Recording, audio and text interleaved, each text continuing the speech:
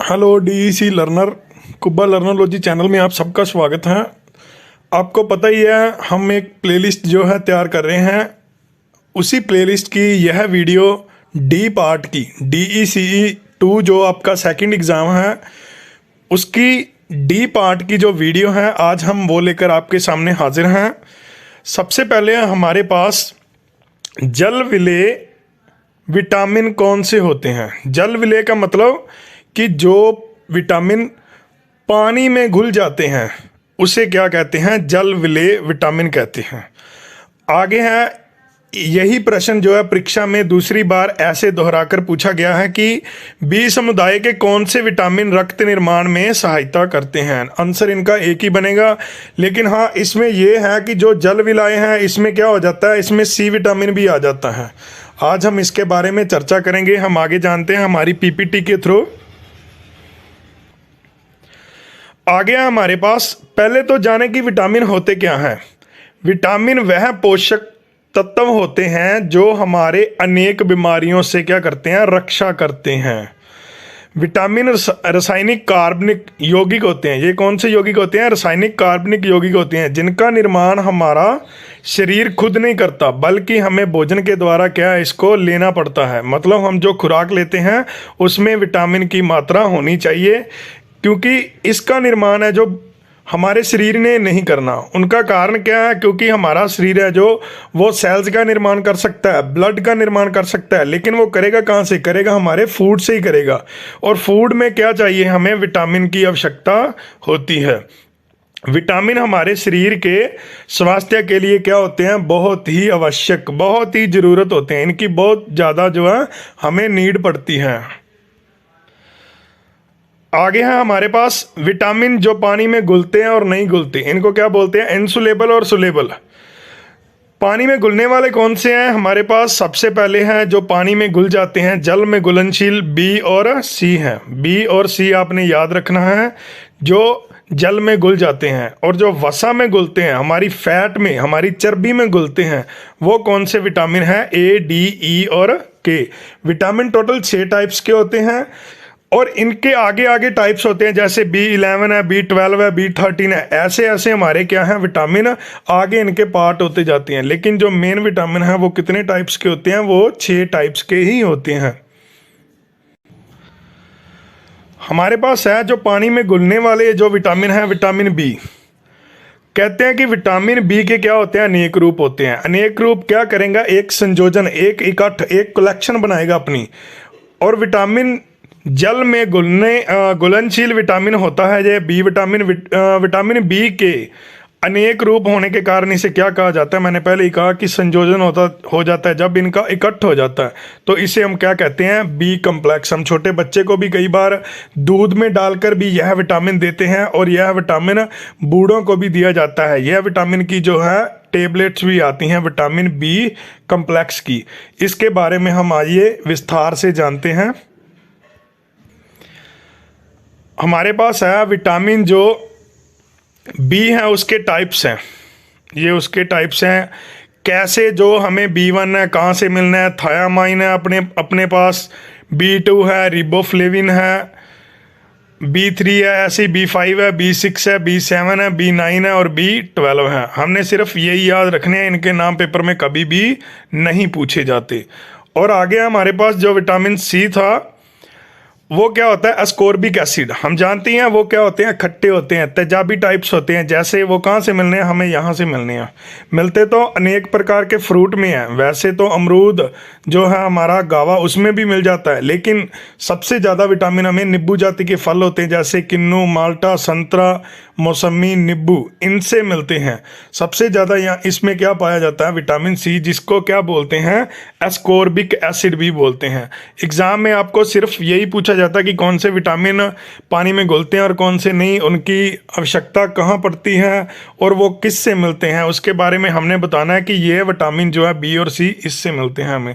ये जो फ्रूट आपके सामने हाजिर हैं, आपने इन फ्रूट्स का नाम याद रखना है ताकि आपको पेपर में ना भूले।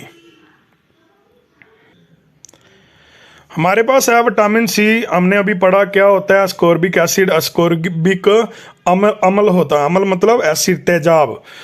यह क्या काम करता है जानते हैं। सबसे पहले विटामिन सी, मैंने एक बार विटामिन वाला आपको पहले भी टॉपिक करवा दिया, उसमें था बी जो है बेरी बेरी रोग के लिए होता है, ए है जो वो अंधराता हो जाता है, जो हमारा रतौंधी रोग है आई से रिलेटेड उसके लिए अच्छा होता है जो विटामिन ए है। और जो विटामिन सी है, सी फॉर स्कर्वी आपने याद रखना है। और किस किस के लिए सहायक होता है, ये होता है कैंसर के लिए और एंटी रेबीज। एंटी रेबीज मतलब जिन आदमियों को या औरतों को कुत्तों ने काट लिया उनको कौन से रोग होने का खतरा बढ़ जाता है, रेबीज के होने का खतरा पड़ जाता है। तो इसीलिए उनको विटामिन सी दिया जाता है ताकि जो उसके अंदर एक ऐसे एंटीबॉडीज़ का निर्माण हो पाए जिसके कारण वह रेबीज से लड़ने की क्षमता हासिल कर सके।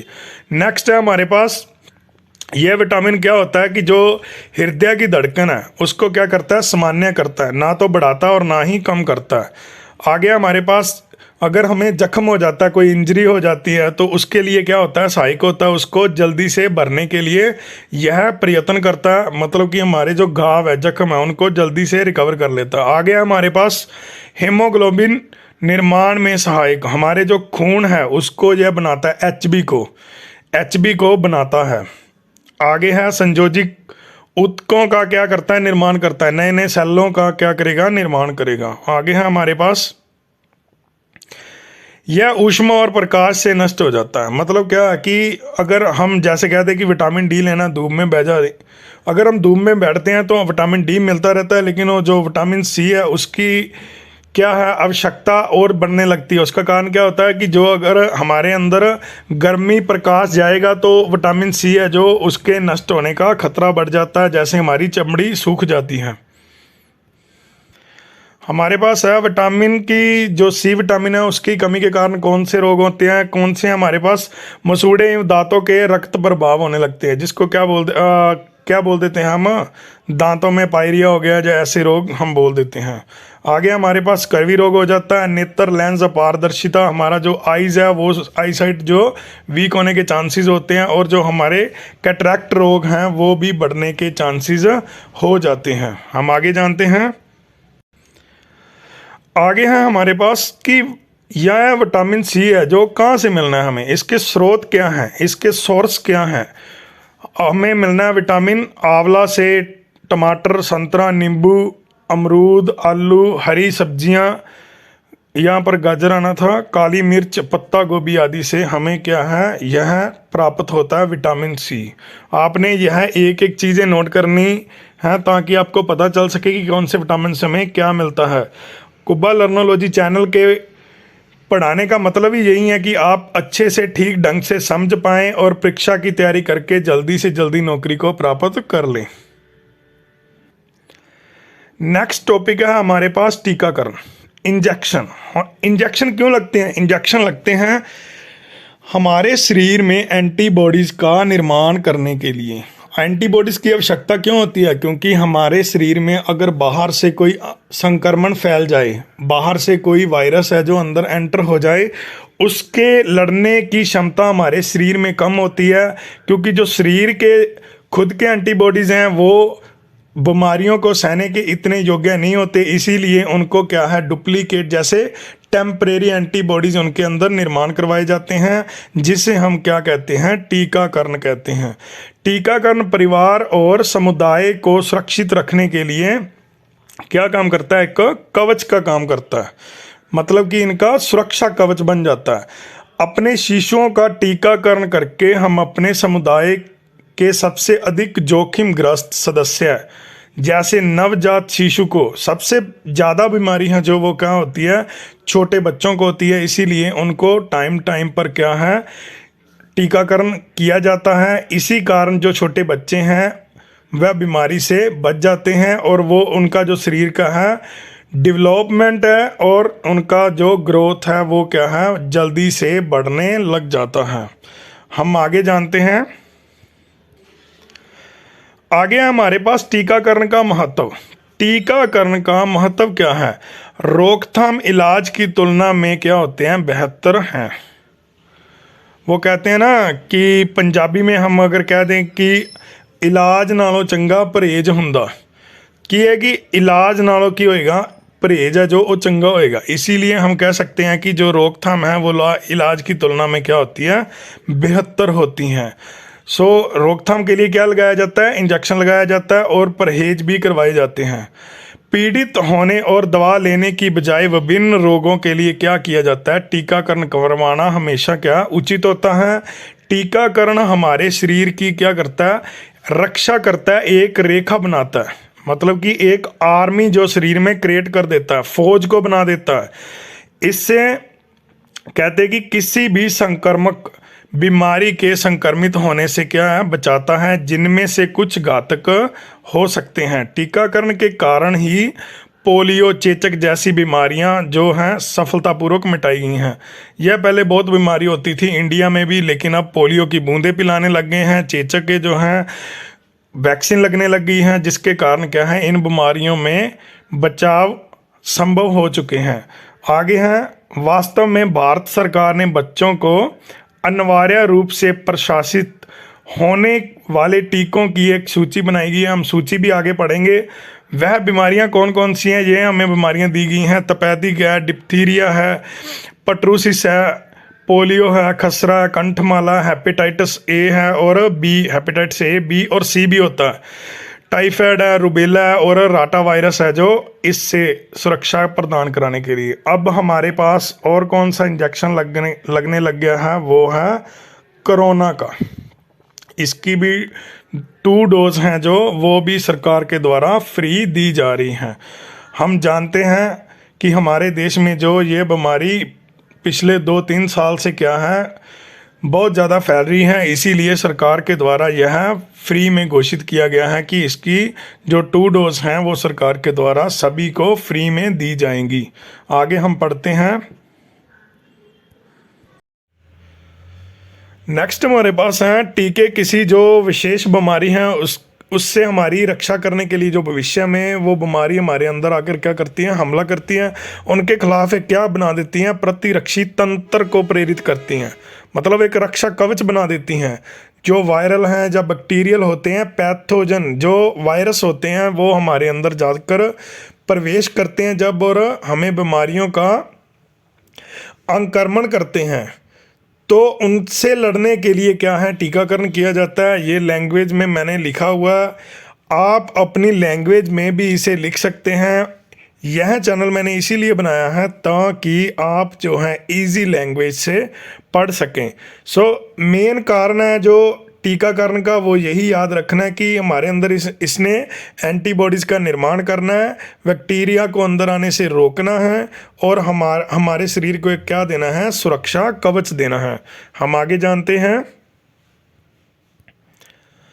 आगे हमारे पास टीकाकरण कार्यक्रम। आपने कोई पाँच याद रख लेने हैं, वो मैंने आगे भी एक्सप्लेन किए हुए हैं कि कैसे हमने कब कब देने हैं। सबसे पहले है डीपीटी बूस्टर है, जो ये 2 से 3 2 साल तक के बच्चे को, 24 माह तक के बच्चे को ही हम इसको देंगे। और इसकी डोज है वो कितनी चाहिए, 0.5 ml की चाहिए। रूट क्या है, स्नायु में, और कहाँ पर लगना है, ये दाईं जांघ में। और हमारे ये कौन सी साइड में लगना है, राइट हैंड साइड में लगना है। वैसे ही डीपीटी बूस्टर 1 है और वैसे ही डीपीटी बूस्टर 2 है। और जो 2 है ये इस एज में लगेगा, 5 से जो 6 ईयर में, इसकी डोज भी उतनी है। और ये कहाँ पर लगेगा, बाँह में। जब बच्चा बड़ा हो जाता है तब उसके कहाँ पर लगेगा, ये आर्म में लगेगा। ये आपने याद रख लेने हैं कि कौन सा कब और कहाँ पर रखना है। ये सबसे मेन है जो वो हमारे डीपीटी बूस्टर ही हैं, सबसे जो यहाँ पर मेन है। एक टीटी का, जिसे टेटनस भी बोल देते हैं, यह भी रक्षा करने के लिए, अगर हमें खून का कोई भी रोग हो जाता है तो वहाँ पर ये इंजेक्शन लगेगा। कहाँ लगना है ये आपके सामने लिखा हुआ है। सभी ये जो चार्ट बना हुआ है आपने अच्छे से पढ़ लेना और इसको याद करके जाना है। आगे हमारे पास जो नेक्स्ट है इंजेक्शन है, वो किस शॉर्टकट लैंग्वेज में बोले जाते हैं और उनका फुल नेम क्या है वो आपके सामने है, और किस रोग के लिए होते हैं वो भी आपके सामने है। सबसे पहले बात करें तो बीसीजी, इसे क्या कहा जाता है, बैसिलस कालमेट ग्यूरिन। ये किसके लिए होता है, ट्यूबरोक्लोसिस के लिए। नेक्स्ट है हमारे पास ओपीवी किसके लिए होता है, ये हमारी जो पल्स पोलियो बूंद है हम पीते हैं वो लेग्स की प्रॉब्लम के लिए। अब तो तकरीबन इससे जो बच्चे हैं वो पीड़ित नहीं हो रहे। पहले जो था हमारे 1970 और 1980 के दहाके में बहुत ज़्यादा यह बीमारी फैल चुकी थी। अब तो इसको कंट्रोल में कर लिया गया है। इसको क्या बोलते हैं, इस रोग को पोलियो बोलते हैं। नेक्स्ट है हमारे पास पेंटावेलेट, ये होता है हमारे ब्लड से जो संबंधित रोग हैं, जैसे डिप्थीरिया, पिट्रूसिस है, टेटनस है, हेपेटाइटिस बी है और एन्फ्लुएंजा है। आईपीवी है नेक्स्ट हमारे पास, ये भी ओपीवी और आईपीवी ये भी क्या होते हैं कि हमारे पोलियो के लिए लगते हैं। ये तो बूंदें पीनी पड़ती हैं और ये इसका क्या होता है, इंजेक्शन लगता है। ठीक है, हमारे पास नेक्स्ट है रोटा वायरस, ये किसके लिए होता है, डायरिया रोग के लिए जो हमारे पेट से संबंधित है। MR measles rubella, measles rubella क्या होते हैं, चिकन पॉक्स हो गया, वैसे ही एक बीमारी है मीजल्स रुबेला। चिकन पॉक्स में हमारे जो पेट में भी संक्रमण होता है, लेकिन जो मीजल्स रुबेला है इसमें क्या होता है, हमारी स्किन को ही प्रॉब्लम होती है। इसको खसरे का टीका भी बोलते हैं, उसके बारे में भी हम लास्ट में चर्चा करेंगे। पीसीपी ये हमारा है न्यूमोकोकल कंजुगेट वैक्सीन। ये न्यूमोकोकल जो बैक्टीरिया है हमारे अंदर प्रवेश कर जाते हैं उनके लिए होता है। नेक्स्ट हमारे पास जापानीज एन्सेफ्लाइटिस, ये चमकी बुखार के लिए होता है। विटामिन ए पहले भी मैं बता चुका हूँ किसके लिए होता है, रतौंधी आईसाइट के लिए होता है, जो रात को बच्चों को दिखना बंद हो जाता है, जहाँ किसी भी एज में रात को दिखना बंद हो जाता है, जहाँ कम हो जाता है। टीटी का इंजेक्शन, जैसे हमको लोहे की कोई भी आयरन की चोट लगती है तो हम सबसे पहले टीटी का इंजेक्शन ही लगाते हैं, ताकि हमारा जो शरीर है वो ब्लड से रिलेटेड रोगों से बचा रहे। हम इसके बारे में आगे भी चर्चा करेंगे। हमारे पास है डीपीटी का इंजेक्शन, ये 2 वर्ष के जो बच्चे हैं, जहाँ उससे अधिक हैं, छोटों को नहीं लगना, उससे बड़ों को लगना है। ये देखिए गले में क्या हो जाता है, झिल्ली के साथ डिप्थीरिया का एक रोग हो जाता है। मतलब कि क्या है, बच्चे को वो काली खांसी आने लग जाती है, जैसे पंजाबी में बोल देते हैं कि कुत्तों वाली खां, वैसे ही हम कहेंगे कि जो है आवाज़ है हमारी वो चेंज हो जाती है, ऐसे लगता है जैसे कि कोई कुत्ता भौंक रहा हो। क्योंकि काली खांसी के मामले में अधिकतर जो है बड़ी उम्र के बच्चों में पाए जाते हैं, काली खांसी जो हो जाती हैं। टीकाकरण के बाद होने वाली विपरीत घटनाओं का खतरा है जो डीटी के मुकाबले जो डीपीटी टीका, डीटी पहले लगता था, अब कौन सा लगता है, डीपीटी है के अंदर टीके से ज़्यादा नहीं रहता। आगे हम जानेंगे। आगे है हमारे पास, यदि बच्चे को टीकाकरण सारणी के अनुसार डीपीटी 1, 2, 3 और ओपीवी 1, 2, 3 नहीं दिए गए तो क्या हो सकता है, किसी उम्र तक ये टीके दिए जा सकते हैं। मतलब और कौन सी एज तक दिए जा सकते हैं, तो डीपीटी का टीका है जो 7 वर्ष की उम्र तक। और जो ओवीपी है, ओवीपी क्या होता है, हमने पीछे भी पढ़ा, पोलियो के लिए पल्स पोलियो जो ड्रॉप्स मुंह में डाली जाती हैं, हम 5 साल तक दे सकते हैं। यदि बच्चों को पिछली खुराक दी गई है परंतु सारणी के अनुसार उसका टीकाकरण पूरा नहीं हुआ तो क्या होता है कि दोबारा से इन टीकों को देने की बजाय बाकी बची खुराकें ही देनी चाहिए। ऐसा नहीं होना चाहिए कि जो कोर्स है वो दोबारा शुरू कर लें, जैसे हम पहले एक इंजेक्शन लगवा लें, उससे बाद दूसरा, और उसके बाद बच्चों को लगवाएं ना। फिर कुछ टाइम बाद हमें याद आया कि बच्चों को इंजेक्शन लगवाना था, तो हमने यह इंजेक्शन है जो वो दोबारा नहीं लगाने, हमने कौन सा लगवाना दोबारा, तीसरा इंजेक्शन है वही लगाना है। हम आगे जानते हैं।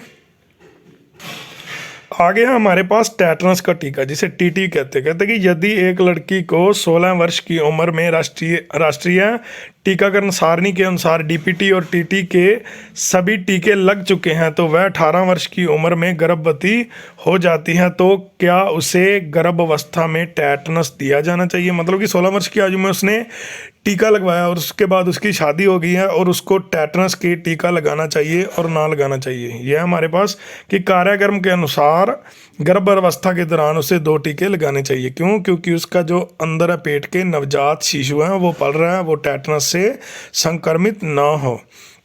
ऐसे ही हमारे पास कहते कि अगर क्या 10 वर्ष और 16 वर्ष की उम्र में टेटनस केवल लड़कियों के लिए ही है? नहीं, यह कौन सा लड़के और लड़कियों दोनों के लिए ही होता है। यहाँ पर क्या है, लड़कियों आना था, लड़कियों डाल रखा है यहाँ पर। आगे है हमारे पास, कहते कि क्या टेटनस का टीका गर्भावस्था से 3 महीने में दिया जा सकता है? तो हाँ, गर्भावस्था का पता चलते ही क्या करते हैं डॉक्टर, टेटनस का टीका जो दे देते हैं ताकि जो पेट में पल रहा बच्चा वो इससे संक्रमित ना हो। आगे है हमारे पास हेपेटाइटिस बी, हेपेटाइटिस जिसको हम काला पीलिया भी बोल देते हैं। कहते कि क्या हेपेटाइटिस बी का टीका डीपीटी के टीके के साथ एक ही सिरिंज में मिलाकर दिया जा सकता है? तो नहीं, डीपीटी और हेपेटाइटिस बी के टीके को अलग अलग दिया जा सकता है। हेपेटाइटिस बी रोग है जो किससे रिलेटेड होता है, ये खून से रिलेटेड होता है। और जो हेपेटाइटिस सी है वो हमारे लीवर से, उससे क्या हो जाते हैं, लीवर सिरोसिस हो जाते हैं, उससे रिलेटेड ये है टीका होता है। हमारे पास है हेपेटाइटिस बी किस उम्र में देना चाहिए? तो हेपेटाइटिस बी जो है 18 वर्ष के बाद देना चाहिए। इसकी वैक्सीन है जो 18 वर्ष के बाद ही देनी चाहिए। अगर बच्चा पैदा हुआ है उसको तो नहीं चाहिए, लेकिन जो बच्चा 3 से 5 साल का है, मतलब 3 से 5 ईयर का है, उसको क्या है, एक मिनी डोज दी जाती है, मिनी डोज दी जाती है जो कि 18 साल तक हेपेटाइटिस बी को होने से रोकती है। और हेपेटाइटिस का जो मेन टीका है वो 18 साल की प्लस आयु को ही लगना होता है। हम आगे जानते हैं। आगे लास्ट में हमारे पास है खसरे का टीका। खसरा क्या होता है, जिसे इंग्लिश में मीजल्स बोल देते हैं और रुबेला बोल देते हैं। ये चिकन पॉक्स है जो उससे हटकर होता है। चिकन पॉक्स को हम क्या बोल देते हैं कि माता भी बोल देते हैं कि माता निकल आई या ऐसा कुछ बोल देते हैं। लेकिन ये मीजल्स रुबेला जो है और खसरा है, मतलब एक ही रोग का नाम है। ये है केवल स्किन से संबंधित। और जो चिकन पॉक्स है वो सबसे पहले पेट में संक्रमण करता है हमारे लीवर को, वो क्या छोटे छोटे दाग देने शुरू करता है, उसके बाद वह बाहर आता है, चमड़ी में भी होने लगता है। लेकिन यह केवल बाहरी एक्सटर्नल ही होता है, ये इंटरनल नहीं होता। लेकिन जो चिकन पॉक्स है वो इंटरनल और एक्सटर्नल दोनों में ही होता है। कहते कि खसरे का टीका दाईं भुजा पर क्यों लगाना चाहिए? दाईं भुजा पर क्यों लगाना चाहिए? दाईं भुजा पर ही लगाया जाना चाहिए ताकि एक समानता बनी रहे और जांचकर्ता को टीका लेने का परिमाण मिले। यहाँ पर ना निशान लग जाता है, जब टीका लगता है तो उसका 1-2 दिन में जो जहाँ पर इंजेक्शन लगता है उसका कलर है जो चेंज हो जाता है। इसीलिए ध्यान में रखने के लिए एक साइड ही टीका लगाया जाता है दाईं भुजा पर। हमारे पास है, यदि किसी बच्चे को 9 माह से पहले खसरे का टीका दिया जाता है तो टीके को बाद में भी दिया जाना जरूरी है। हाँ, बच्चे को सारणी के अनुसार 9 से 12 माह और 16 से 24 माह की उम्र में खसरे का टीका लगाया जाना चाहिए। यदि खसरे का टीका इस आदर्श उम्र में नहीं लगाया जाता तो 5 वर्ष थे। अगर पहले नहीं लगवाया तो हम किस उम्र में लगवा सकते हैं? 5 वर्ष की आयु में। सो उम्मीद करते हैं आपको हमारे आज के सभी टॉपिक थे जो वो अच्छी तरह से समझ में आ गए होंगे। इसीलिए हमारी और वीडियो देखने के लिए हमारे चैनल की प्लेलिस्ट ओपन कीजिए और सभी जो आपके एग्ज़ाम हैं उनके लिए प्लेलिस्ट अलग अलग तैयार की गई हैं। प्लेलिस्ट इसमें आप पार्ट वाइज, पार्ट ए या पार्ट बी या पार्ट सी है, ऐसे ऐसे कर सर्च कर सकते हैं। और कुब्बा लर्नोलॉजी जो चैनल है ये आपके लिए फ्री पढ़ाने के लिए इसको बनाया गया है। इसीलिए इसको ज़्यादा से ज़्यादा शेयर भी करें ताकि गरीब जो बच्चे हैं विलेजेस में रहकर एनटीटी कर रहे हैं उनका भी भला हो सके। और इसको चैनल को जो शेयर करके आप सब्सक्राइब भी करें और हमें कमेंट करके बताएं कि आपको कैसी हमसे जानकारी जो है प्राप्त हो सकती है। Thank you. कुब्बा लर्नोलॉजी चैनल में आपके आने के लिए आपका धन्यवाद।